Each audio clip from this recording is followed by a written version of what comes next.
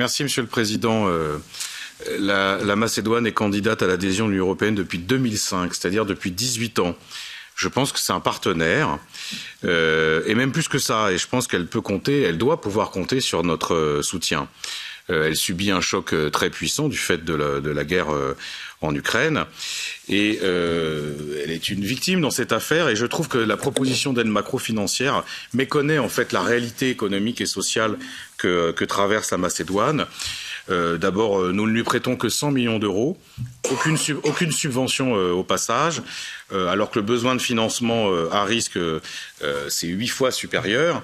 Le versement se fait en 2 tranches, et en plus, on le fait comme d'habitude sous réserve de plein de réformes structurelles de très grande ampleur, gouvernance budgétaire, politique fiscale, gestion des investissements publics, partenariat privé-public, transparence des aides d'État et j'en passe.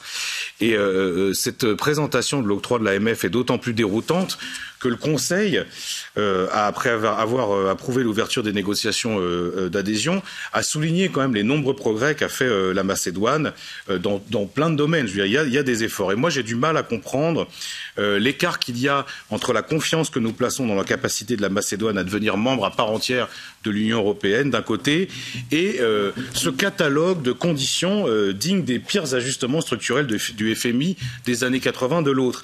Et s'agissant d'un pays candidat, je ne suis pas d'accord pour que nous suivions systématiquement le FMI. Je plaide pour que nous ayons notre propre politique, ce qui suppose de pouvoir en débattre. Or, nous n'avons pas le contenu du protocole d'accord, nous n'avons juste que les grandes lignes. Voilà, donc moi je pense que sur la question de la Macédoine du Nord qui mérite tout notre soutien, on aurait intérêt, je crois, à suivre une ligne autonome et à ne pas être tout le temps rivé aux exigences du FMI qui sont parfois bien cruelles dans ce contexte difficile.